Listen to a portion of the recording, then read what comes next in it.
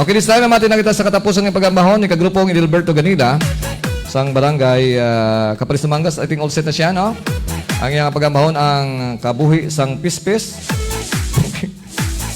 Okay, kabuhi sang pispis. So, ang kabuhi natin ginakumpara sa pispis, no? Mas marami yung kay sang pispis kay pag gusto lang sa paglupad-lupad.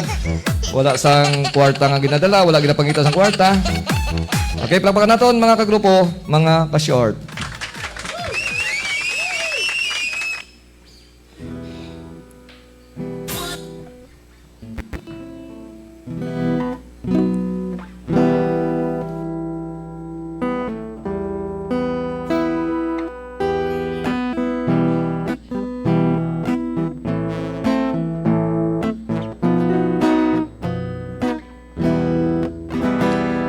Pagkatahong tulog ko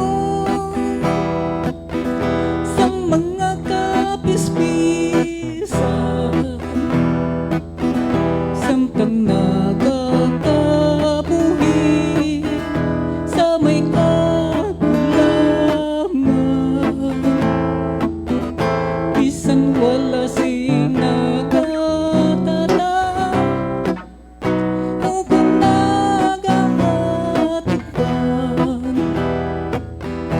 Musing kasadya pagkabuganaan,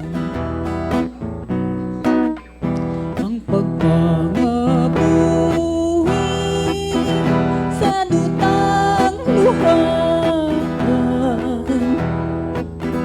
kung may ginsuguran siyempre may bisan pa ang tubig na sa busay nagikan sa dalayong nga ilig may kahulubsan, kaangay sang pispis ang kabuhi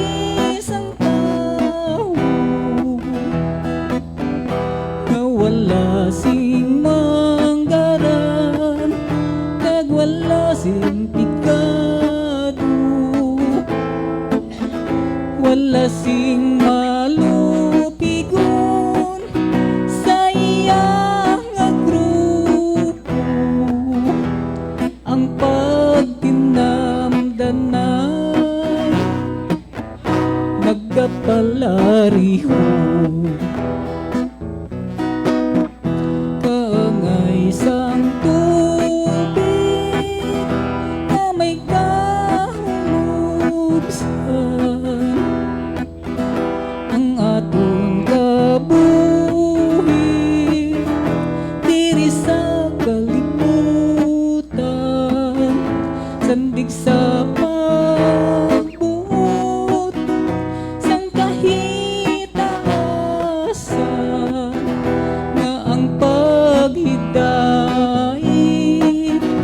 ang nalapkap sa dukha, nga ang paghidait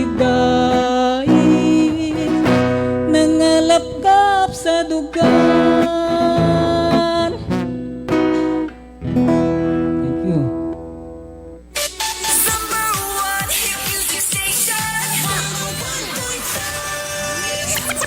Short FM.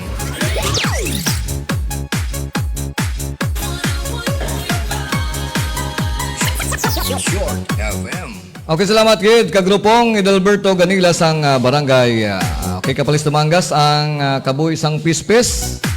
Okay, so mamutugon na yung hambal ko kanina, mas manami ang kabuhi sang pispis kay palupad-lupad lang. So salamat gid kagawad Marilyn Baltasar, kagrupong okay, Rosalyn Dadibaw, kagrupong Edilberto Ganila no, sa halong-halong sa pagpuli. No? Kita-kits kita da sa nga simana.